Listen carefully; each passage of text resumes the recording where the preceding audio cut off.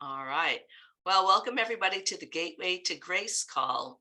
So, this is my monthly teleconference where we do some repatterning around family patterns and relationships and looking at how our family patterns impact our experience of relationships. And today we're going to look at inherited emotions. And this is it's it's kind of a I guess a little bit esoteric in some ways because we can inherit not only just physical traits from our family system, from our ancestors, but we can also inherit feelings and emotions as well. And so, an inherited emotion, I guess it doesn't mean that it's not yours. Because I hear people sometimes talk about, oh, I'm feeling something and I know it's not mine. And my take on that is if you're feeling it, somehow you're resonating with it. It is yours on some level because it wouldn't be affecting you if you weren't attuned to it or if you weren't resonating with it. But what can happen is these systemic family patterns of ways of feeling and emotions can be passed down through the family systems. And so we sync up our energy with our parents so that we can survive when we're infants. We have to match up our energy with our parents and with the family system that we're born into. And then when we have kids ourselves, they sync up their energy with us. And that's how these patterns get carried on.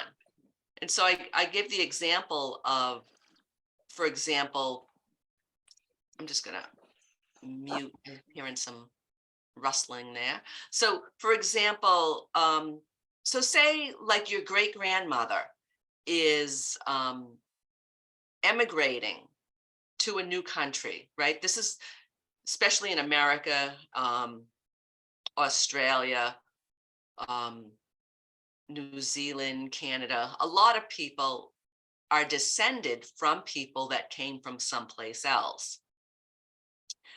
So suppose your grandmother is leaving her home country to make a better life in a land that she thinks has more opportunity. And you can think about, what must she be feeling at that time?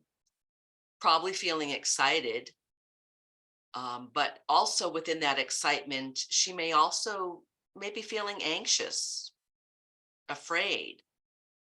There may be some grief at leaving friends and family behind. She may even feel some guilt or shame for leaving the folks back home and starting a new life in a new land. And so these feelings are energy patterns that she carries in her cells and in her energy field. And then what happens when she gives birth to your grandmother syncs up her energy to match your great grandmother's. And now your grandmother carries these patterns as well, these emotions. And then your grandmother gives birth to your mother, same thing. Your mother syncs up her energy with her mother, and the patterns get passed down through the family system.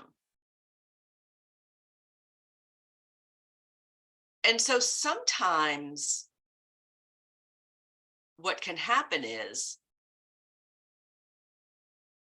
we get into sort of a default or an habitual pattern of feeling, of responding, of reacting. So, for example,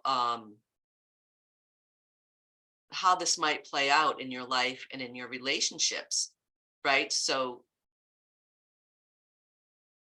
your mother carries the pattern from her grandmother.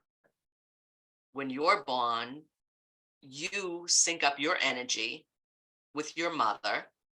And so all of those patterns that were inherited are in your mother, and now you are attuned to them as well. So they're your patterns as well.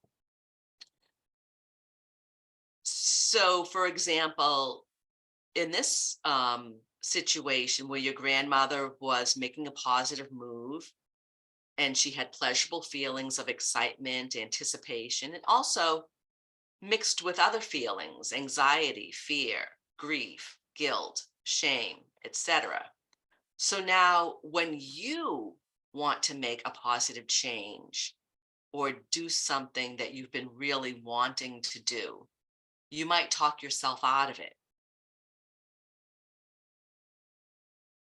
Or you may find that it's really, really hard to get started, to make a move.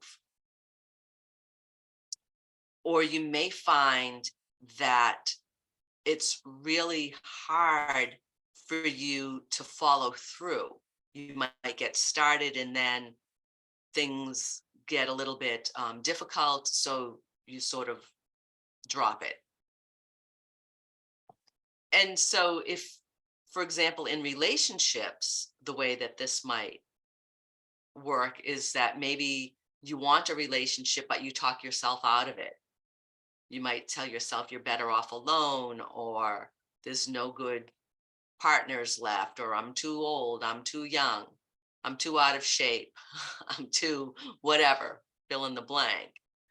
Or you may say, I'm not ready. I need to focus on my career right now, or I need to work on my relationship with myself first, which is always a good thing to do. But when it gets in the way of you actually getting what you want, going for what you want, then that can be a negative pattern that stops you. And so today we're going to look at these inherited emotions that may stop us from really going for what we want, from having the relationships that we really truly desire. Another way that this might play out is you might get a relationship and then find out, well, it's not exactly a right fit for you. Or you may get scared and sort of back out as the relationship progresses. You might find reasons why it's not a good fit. And so lots of times these inherited emotions are so deeply buried that it's hard to put an exact name on them. And and sometimes you know exactly what the emotion is, and sometimes you don't. And so whether you can really identify it right off, or whether it's something that's like out of your conscious awareness, this is something that we can work with in the repatterning process. So let's take a pause and just take a couple of breaths.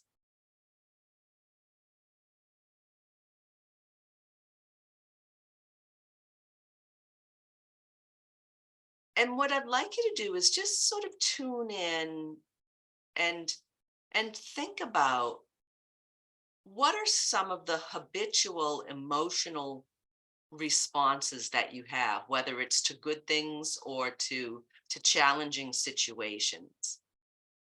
Do you notice within yourself that you have sort of a default emotional state or emotional response? What happens to you when things are going well? Or what happens when things are challenging?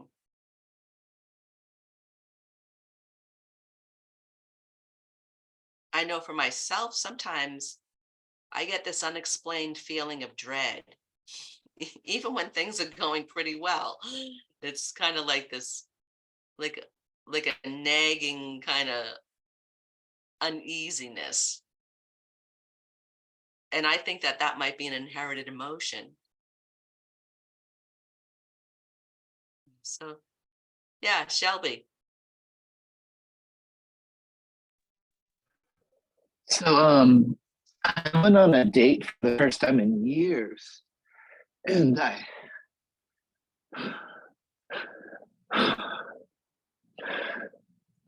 watched myself be filtered through dads, whether he likes her or not, and he's not even alive. And I realized that there's a pattern of that I really want to break, of my dad seeing me being with a person of a certain type, and I've never tried to hold that type ever. He never saw that type. So he physically rejected her by turning away and just being weird anytime I brought somebody around. And then I felt myself judging her like my father would judge me. And it just was like, how could I be with somebody with all of that? You know what I mean? Mm-hmm. So that was huge yesterday, and definitely would love a new pair of eyes onto my future world, my future partner. But I feel like there's so much judgment that goes on when I meet somebody new and I see the gifts in them and release the judgment that's probably very old. Yeah. Yeah. Thank you for putting that into the mix here. And that's I think a really common and really important point is that we get these messages from our family, from our parents, and then we sort of, you can sort of hear their voice in your head, or we can move into the same sort of judgments or the same kinds of perspective that our parents have, that doesn't really serve us when we are trying to establish a new relationship. You know, we want to be able to be ourselves in the relationship, to see the person before us with our own eyes, not with um, the eyes and the perspective and the judgments of our parents. So thank you, Shelby. Yeah, and I have this friend that's not a lesbian, but when I'm with her, I feel like my mom and my dad in the best way. And I'm like, what is that? You know, so that's a good thing, but I want it to be with somebody that, so I wanted to note the positive thing. If I saw my mom and my dad when I was young, really happy. And then I'm with this person, have the energy of my mom and my dad. I'm like, wow, what the heck is that? Yeah. Good, thank you. Yeah. Yeah. Tabitha. So I'm just trying to lower my hand. It's something about heartbreak and loss Mm, and sort of misery. So I moved here, and like my worst fear happened. Well, my cat family all died. One has been rehomed, and I can see the bigger picture. And now there's a ginger kitten we've adopted each other. mhm. So now there's joy. But I know I did kind of move here with this romantic idea. But now I can see, I don't know, it's not happening. But I rejected him before there was any possible. So I don't know, it's just something about it's love or relationships are just heartbreaking and painful. And I'm just going to go for cats. But then the cats died as well. So I know I'm laughing about it, but it's, I haven't been laughing about it. But there's something about this tragedy that I'd like to just clear for us all somehow. Yeah. Yeah. And that's, I think what you mentioned about, you know, relationships being full of heartbreak and loss. So I'm just going to stick with the cats. And then what happens? The cats also die. And so that, or get rehomed. And so we can we can play out these patterns in not only our relationships with potential partners, but with our pets, with our friends, with our children, even in our work. These patterns can show up. So thank you, Tabitha. Yeah. Yeah. Anybody else have something to add?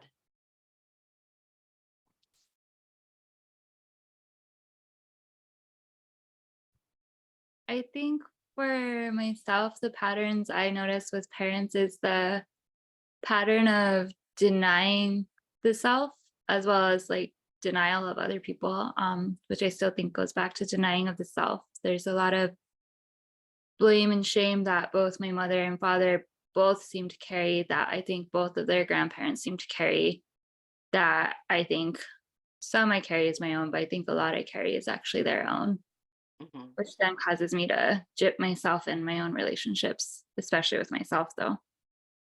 It causes you to what? Gyp myself or caught myself out, Yeah, yeah, especially with the relationship with myself.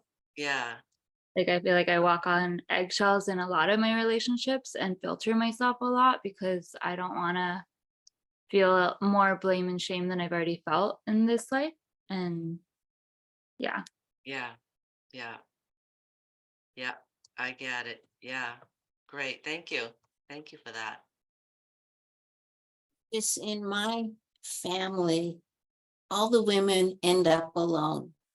Their partner either dies and that's almost universal too. Men go before women, but they either die or their husband leaves. But it's like that's what it seems like in my family. As you get older, you end up alone. Mm. Yeah. And if you take a moment, can you tune into the emotion that goes with that?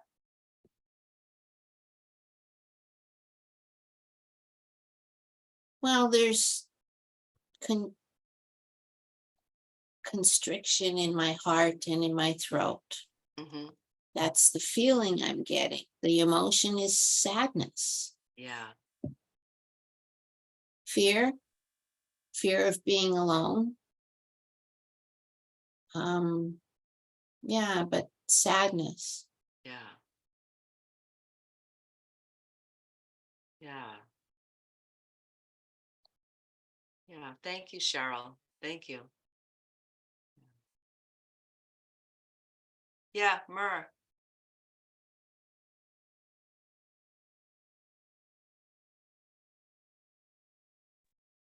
Hello. Hey, How are you? I haven't seen you in a long time. it has been a while. So I came face to face with a really, really, really old memory a couple weeks ago that I've been actually dealing with all my life. And I was very young, probably 2.5 or 3. And I was in the grocery store with my mom and my brother, and my mom was pregnant with my younger sister. And my mom had a meltdown at the checkout counter about having enough money to pay for groceries. And instead of dealing with it herself, she rounded on us kids, my brother and I, and she said, "You kids are so expensive. Mhm. You just don't deserve it." And that has stuck with me all my life. And I came face to face with it about a week ago.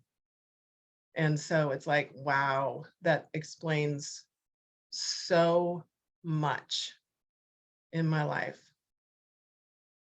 So Yeah. we're here to Yeah. clear. I mean, that's all encompassing, and it explains why some things have never been successful in my life, no matter how I try. Hmm. So I'm here to clear that. Yeah. Wow. What a gift to be shown that so clearly and to have the insight around it. Well, and I felt that emotion as that 3-year-old child, and Yeah. like the immense grief and the withering. It was like withering inside. Mm. And can you relate to that withering sense in other situations Oh as yeah. an adult? Yeah. Withering and withdrawing inside and not letting my light shine because I'm not supposed to. Mm. You know, that's a deserving thing. Yeah. Right. Wow. Wow. Thank you for sharing that. Yeah.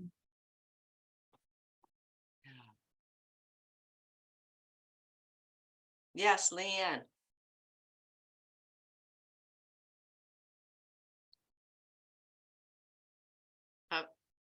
Okay. Yeah. Um, well, you've known me, Liz, and I have gotten used to in relationships with men to accept the crumbs and to hope for more. And it's just, I have such a tolerance for giving and receiving crumbs and thinking they're more with such hope. And so it does go back to, and I thought I've resolved it because I know my father loved me, but it goes back to my father being emotionally absent because he didn't know how to be present for kids. Mm. He just didn't know how. I mean, I got an apology, which was huge. I mean, it was healing for him to say, I just didn't know how to be a father. I didn't have a model. I'm sorry. But I spent my life trying to please him, reaching out for more, and I only got so much. Eventually, could say I got a lot more, but getting used to the crumbs. I got used to having crumbs and still being satisfied enough to go for more and more and more. Yeah. Now I see that pattern because I have had to change my expectations of the other. Yeah. And in what way have you changed your expectations? Well, it's had to start with me and believing that I deserve more. Yeah. And that I deserve more and I understand this is a pattern and I'm so much more aware of it. Yeah. So it is conscious now, but it's that real desire that in the heart that I deserve the best and it's not worth it. And I say it to be in a relationship unless it's healthy. Mm. And I'm saying that to people. So good screening. Yeah. Yeah. Thank you. Yeah. You're welcome. Right. Thank you. Thank you. Mm. Yeah. Can I just add one real quick thing that just came up for me that's huge? In the past, I feel like people that I'm not attracted to are attracted to me, and the people that I want to be attracted to me are not. And I'd love to have that change for Mm. me and for everyone. So that unrequited mismatch. Interesting. What does it Yeah, I mean? want the perfect match. You know what I mean? Yeah. Like I see saw this beautiful woman and she didn't look very nice. And then there's this woman that in society's world isn't as beautiful and she's really nice. It's just like, can we just put the two together, please? Something that feels, you know, like the ones that I'm attracted to are attracted to me and they're nice. Yeah. Good. Great. Thank you. Yeah. So we'll put that in the mix. Great. Janine, did I see you had your hand up? No? Okay.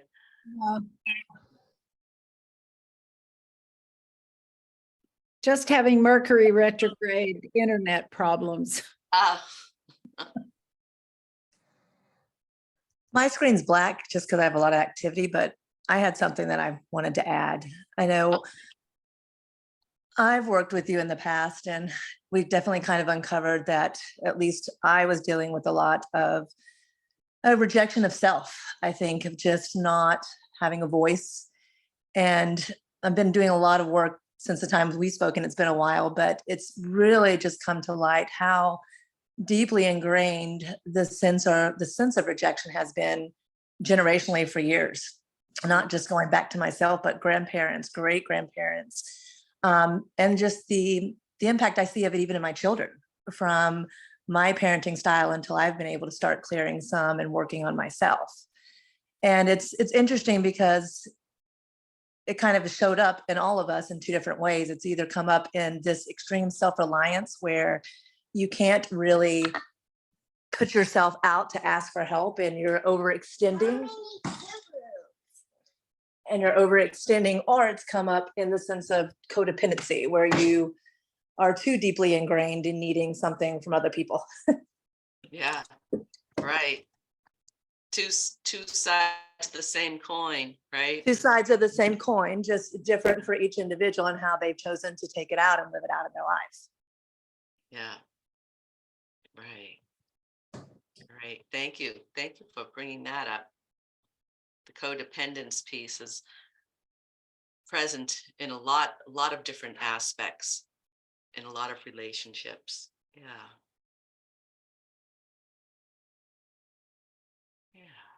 Yeah. So let's see what we need to do here. Let's just take a little pause. I'm just going to see, is there anybody else who wants to add anything? Yes, Yes, I- Ari. I- thank you. Parents who don't get each other, or and just feel hopeless about it, or it's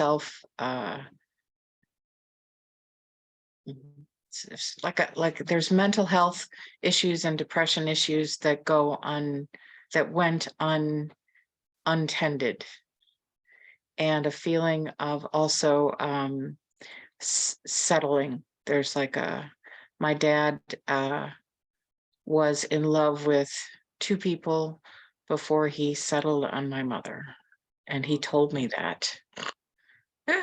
Told me that late in his life. And my mom needed mental health attention, and she just didn't believe that and never got it. My grandmother, her mother, told my father at an early point in their marriage, "We wouldn't blame you if you wanted to divorce her. There's something wrong with her." Thanks for listening. Yeah, thank you. Thanks for bringing that up. Yeah. Yeah, and the mental health issue, the depression,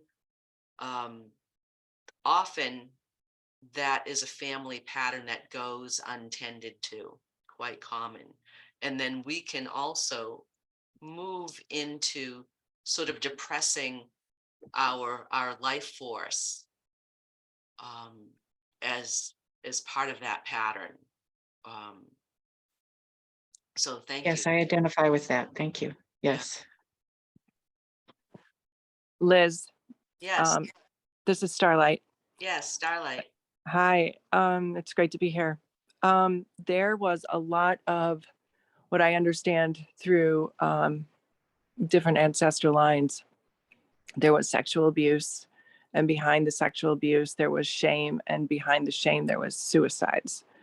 And that has come through in this lifetime for me, attempted, and other people around me, that family members that actually followed through with the suicide. And I believe it had to do with the shame of sexual tendencies with people outside of the family line and inside the family line.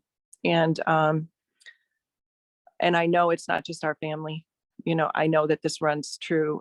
I've done a lot of personal work myself around these issues and seeing how ingrained it is, like literally, like as a clairvoyant, like being able to see all the way through to like slavery and what was going on, which we all are aware of, you know, that this is something that I don't know if you want to call it a plagues humanity necessarily, as a toxic balancing of the tides. If you like, we've got the high vibrations of ecstasy and euphoria, and then we've got the really low lows, right? And so is that actually a necessary, like this has been something that's been, I've been trying to figure out through ancestral healings and my own life and with some of my clients is how do we, you know, through neutrality, how do we actually find a balance, an equilibrium in understanding, is this really necessary, or is it something we can actually impact through the work that we're doing now to echo the effect of no longer needing that on the physical plane, on this physical plane as a human experience. So my mind always goes from the micro to the macro, and how can I facilitate that with my own words, with my own actions, my own deeds? But I know it runs so deep in so many of us. And each of us here is representing some of those really deep grooves in our way of being. And so I guess what I'm raising the question around is how do we, with our will that it's done with us, like it stops now, like the present, you know, we're all here devoted. We're devoted. And through our devotion, is it really possible, you know, with our faith, can we truly, you know, come together and abolish some of these experiences, not only from our own life and our presence, but for all humanity? And that's where I stand. Yeah, thank you. Thank you. Yeah, and you know, my sense is that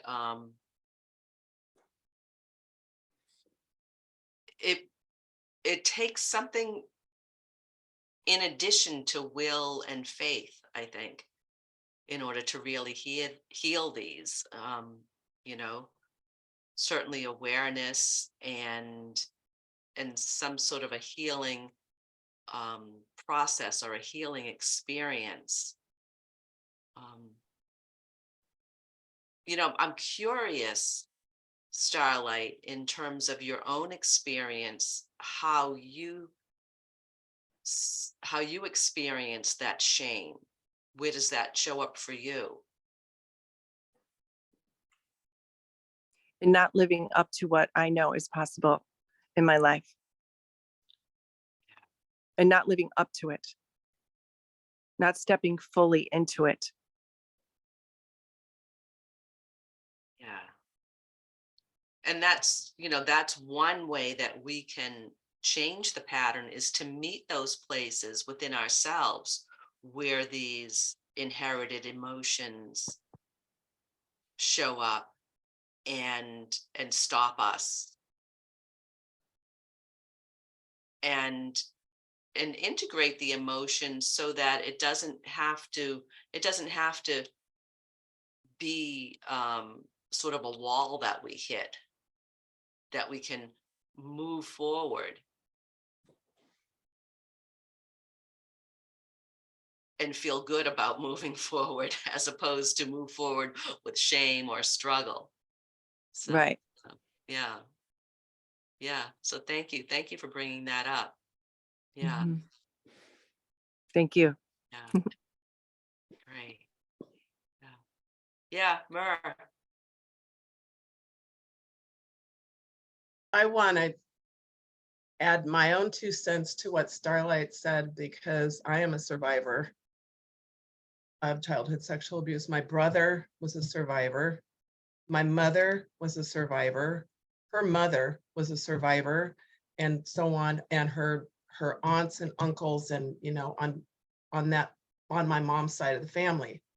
And so that's become my quest in this lifetime. And I work with a lot of women and men who have been sexually abused.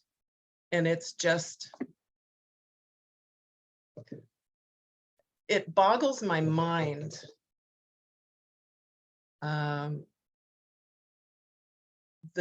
Some of the direct, it's almost like the pattern of holding this grief and shame and everything, and depending upon how each person tries to deal with it, is the lineage of illness and disease, and the propagation of that is just, I mean, a case in point is when I had this discussion with my mom. She had been diagnosed with breast cancer. And for myself, as part of my trauma in younger life, I was a cutter. So I cut myself just so that I had feelings, you know, and almost like it was a punishment. And I realized that my mom, you know, she had a tiny little tumor. They said, oh, we'll just do a lumpectomy and put you on this and you'll be fine. She had a bilateral mastectomy and no reconstruction. And this was typical of how she reacted to diseases and things. And it was a knockdown, drag out fight. And my mom said that she didn't understand why I was delving into this. And I said, okay, this is the research that I've been doing on my own. When you were pushed into that closet and felt up as a 12-year-old child, which breast did they grab? And she said the left. And I said, and which breast did they find the cancer in? And she lost it. She got that connection. So that's been my focus this lifetime. And it's amazing how many individuals I work with who have had that lineage. Mhm. Yeah, yeah. And then all of the different ways Mhm. that manifests Yeah, exactly. physically, Yeah. mentally, emotionally.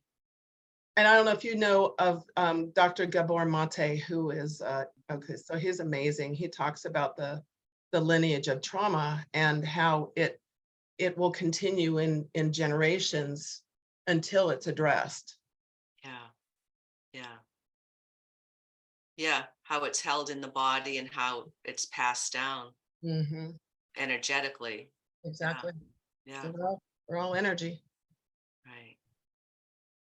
Yeah, thank you. Thank you.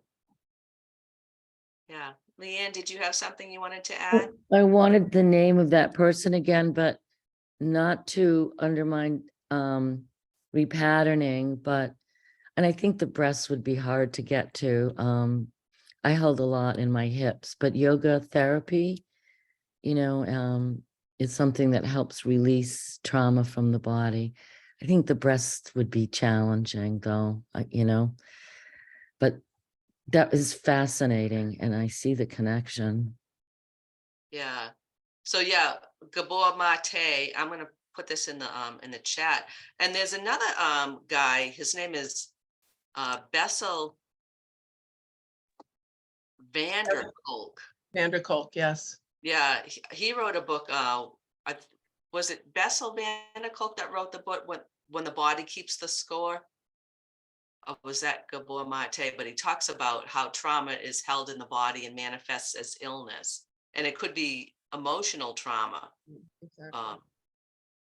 The direct correlation between emotions and physical illness. Gabor Mate was a survivor of Auschwitz. He was an infant. Mhm. Yeah. What about Judith Herman, trauma and recovery, Yeah. Oh, I'm not familiar with her. 1992? Is it Herman? Yes, Judith Yeah. Herman. Okay. When I was in graduate school, she came out and really started to explain trauma and how to heal. But it's basics. It's like you have to be safe. Basic stuff. It's not how to get it out of the body. Uh, Yeah. How to love it. Yeah. It. accept it. Yeah, how to accept it. Yeah. So let's take a pause, and we'll move into doing some repatterning here. So just connect with your breath, settle within yourself.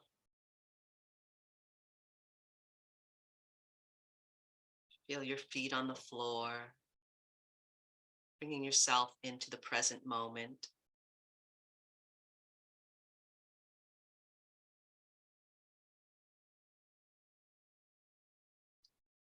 And so we're going to do this modality around giving back a systemic feeling.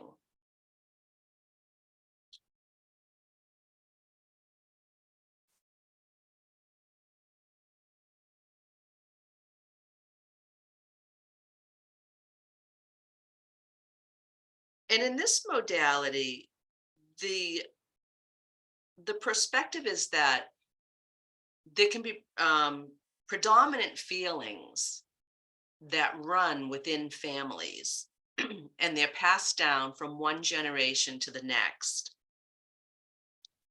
And without knowing it, we can inherit an emotional charge. And unconsciously, we feel like we belong to our family system when we make this feeling our own. So when we feel the feeling, even though it might be an unpleasant feeling, or it might be something that hinders us from living the life that we truly want to live, it serves a purpose in that it helps us to feel like we belong to our family system. And that's a primary driver that we have, is to belong, right? And particularly to belong to our family, the primary relationship.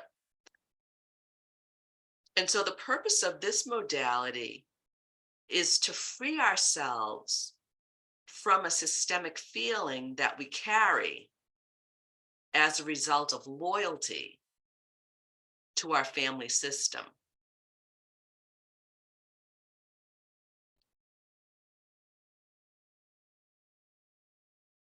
And so I'm just going to check here and see. There's a specific person we need to give back a feeling to. Yes, it's a parent, it's mother. Yeah. So in this modality, we're going to work with our mother, giving back a systemic feeling to her. And the feeling that we need to give back is something from the list here. Yeah. So I'm just checking to see, muscle checking from a list here, which is the feeling we need to work with at this time. And it's something from 1 through 5, 6 through 10, 11 to 15, 16 to 20, 16, 17, 18, 19. So the feeling is guilt.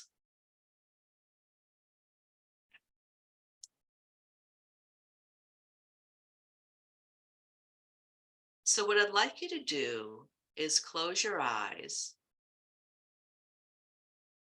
and connect with your body and just notice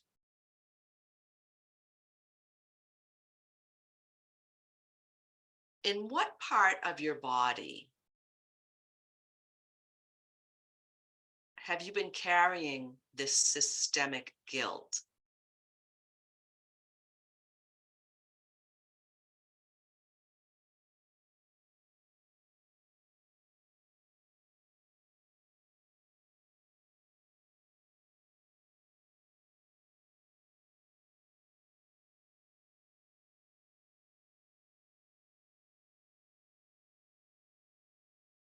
And now notice,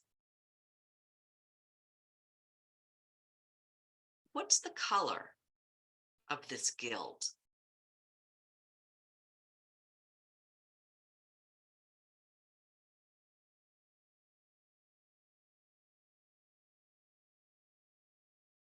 What's the consistency? Does it feel heavy? Does it feel thick? Does it feel like jelly? What do you notice?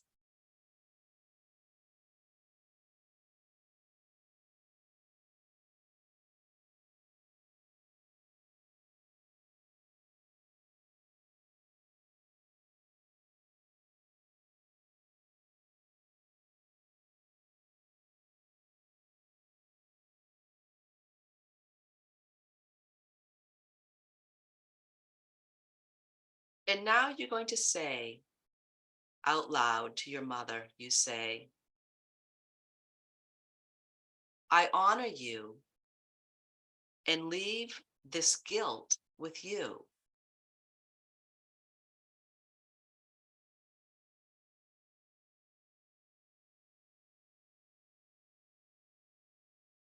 Please see me with love. If I free myself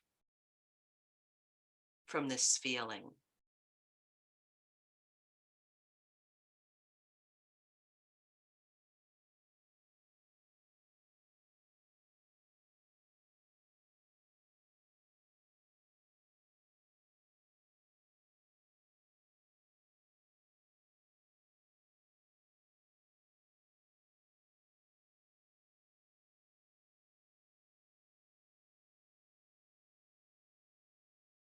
we're going to do this again.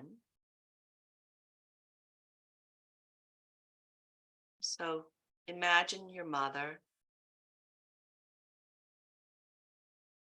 and you say to her,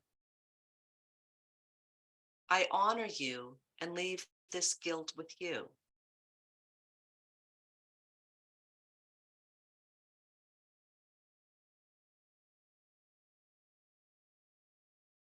Please see me with love. If I free myself from this feeling,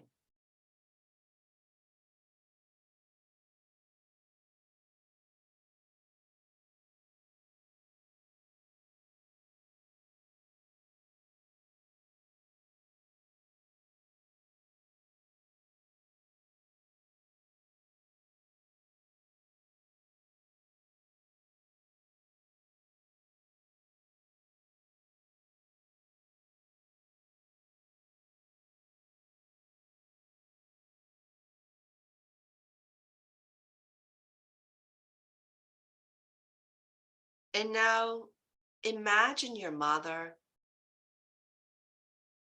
and all of your ancestors on your mother's side.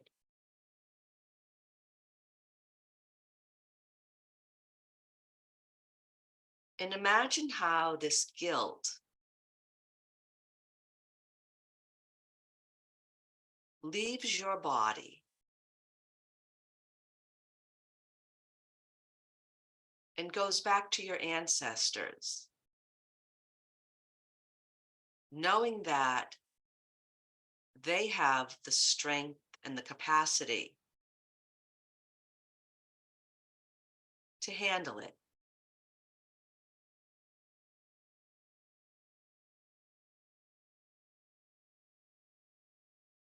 And when you give back this guilt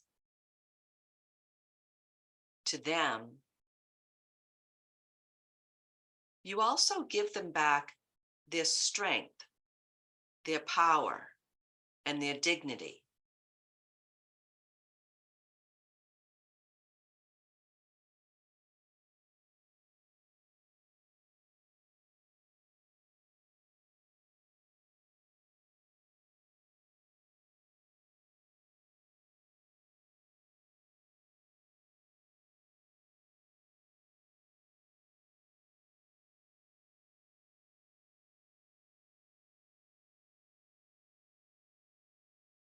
And now your ancestors and your mother say to you,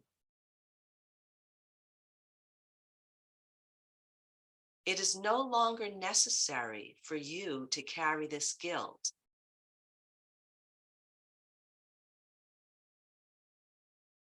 It can remain with us.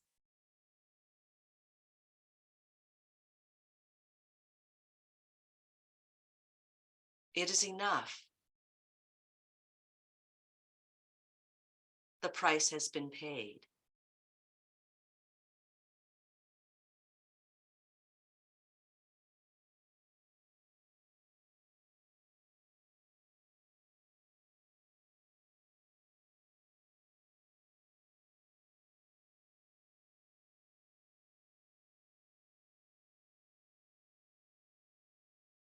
It is no longer necessary for you to carry this guilt with you.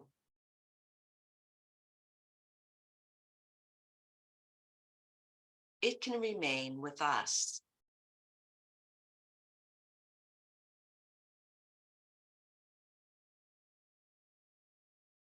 The price has been paid.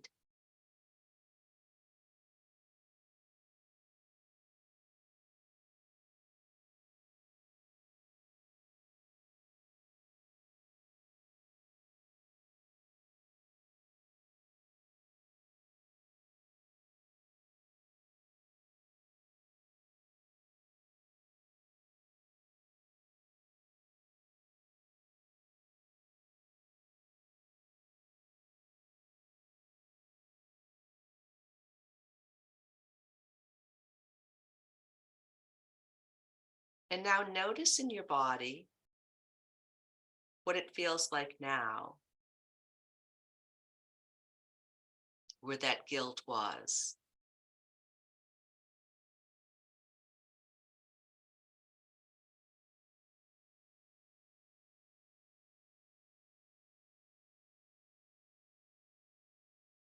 You may notice that it changed its shape or its color or consistency. Or you may notice that it's no longer there.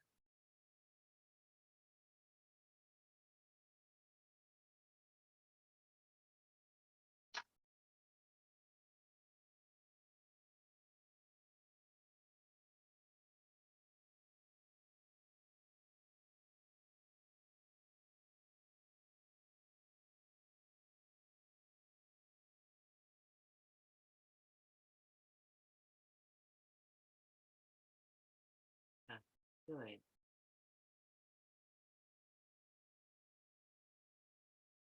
And what do you notice? Would anybody like to share what you've noticed?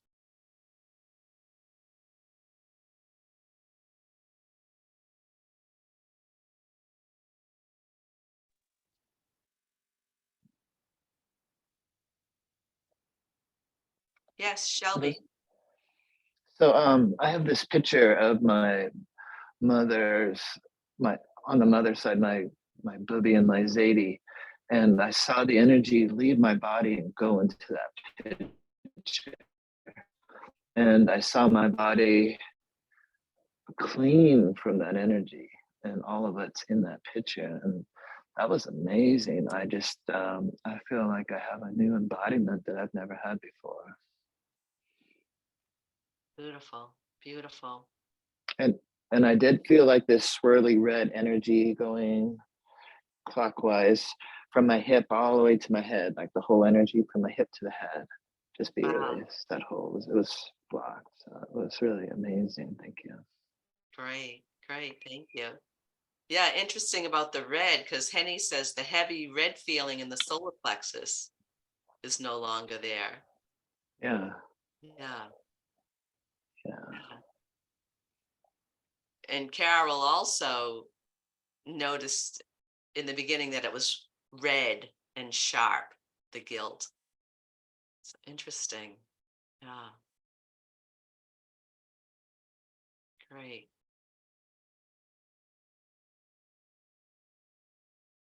Would anybody else like to share what you noticed? Yeah, Starlight.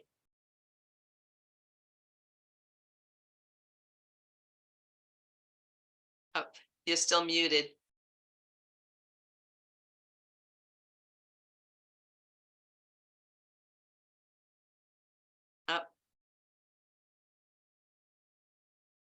Still muted there, Starlight.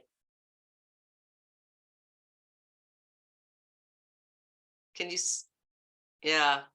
Can you see where the microphone icon is? There you go. Okay, sorry about that. Sorry. I was doing it on the little screen. It wasn't working. Okay, so wow. Wow. Thank you everybody for this amazing space. So the first thing I saw was the yellow, blue, and greenish, like in my upper lungs and my throat. And then as you were speaking, it transmuted to pink. And then as you continued to speak, it dropped into orange. And then all of a sudden you mentioned seeing all the ancestors with the mother, and I saw them all holding hands in a big circle with my mother in the front facing me. And then everything turned purple, you know, the highest color. And then when you mentioned the word power and dignity returned, the first chakra, my first chakra, I did see the red, and the tingling opened. It like was wide open, like activity then. It wasn't like stagnant or blocked. And it felt like it was permission to be fully grounded in without any guilt attached to it, like feeling guilty for being grounded. It actually, there's a freedom to be grounded without the guilt. And there was more purple, just purple everywhere. Purple in me, outside of me, in my field. It's great. Thank you. Beautiful, beautiful. So yeah, being grounded is being here, right? Yeah. Be here Yeah. without feeling guilty. To be here in all of this beautiful humanness. Wonderful. Thank you. Thank you. Right. Yeah, Len, you got your hand up? Yeah. Yeah. Hi, Liz. Hey there. Yeah, it was really quite palpable. I felt a lot of love and a real sense of timing. You know, this was the time, and a feeling of lightness and relief. It was like waiting all these years to feel that, and didn't know that I was waiting to feel that till it Wow. happened. Yeah. Wow, that's beautiful. Thank you for sharing that. Wonderful. Yeah, yeah. Yeah, Mer.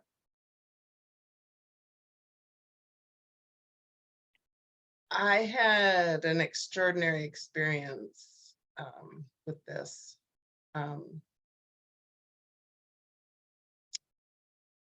As you were talking, as you were getting deeper into the beliefs and everything, and the feelings, the emotions, I was my left shoulder behind my like my scapula, my shoulder blade was getting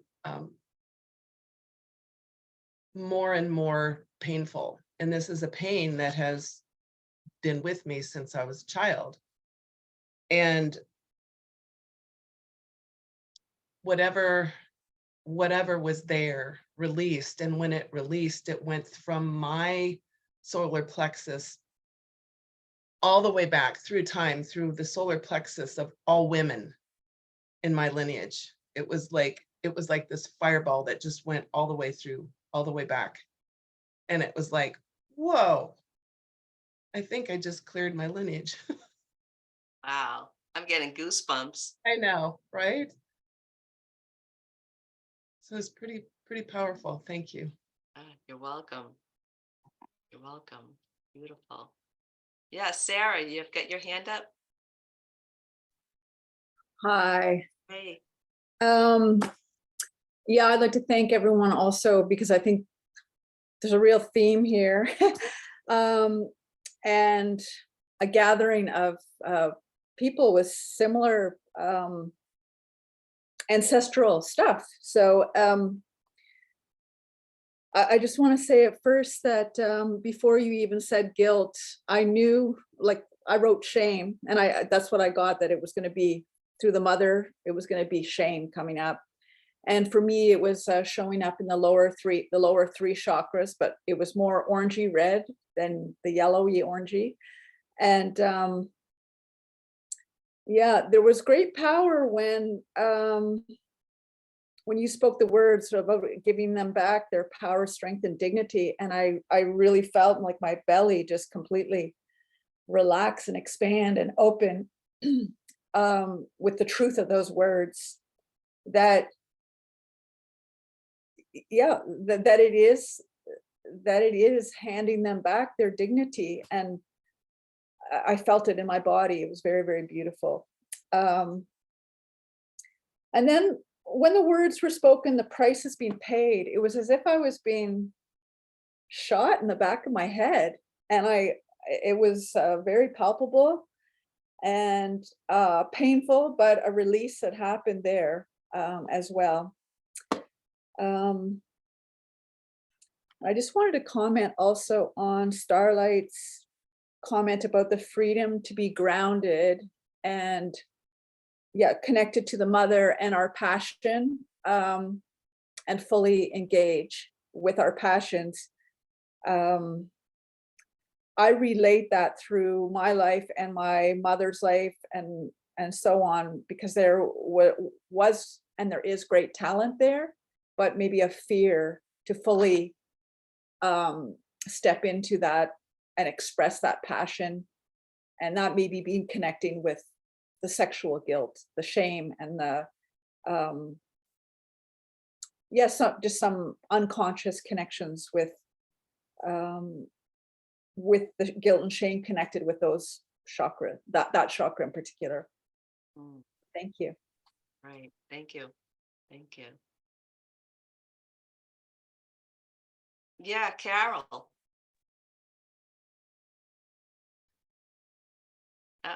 I had put in the chat that when my patterns come up, they come up, it depends on the trigger, how intense it is. And so there's different wordings at different times, but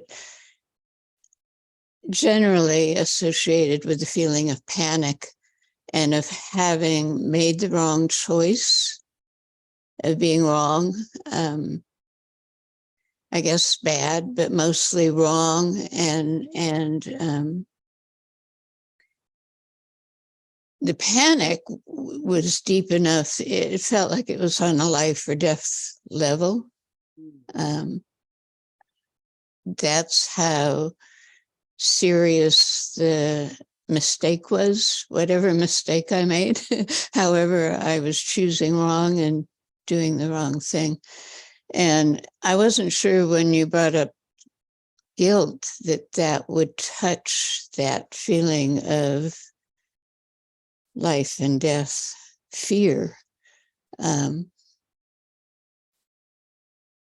But after, and I guess it remains to be seen how much this has cleared, but afterward I felt like my shoulders went back and down. I could breathe fully, like a huge weight had been taken off that I had been carrying, which I guess would go with the feeling of guilt. Not totally sure what I was guilty of, but it was always there. Yes. So thank you very much. You're welcome. You're welcome. Thank you for sharing that. Wonderful. Yeah, so let's take a pause. Take a couple of breaths and just sort of sit with this. Notice, just bring your attention down into your feet, just grounding this new way of being guilt-free.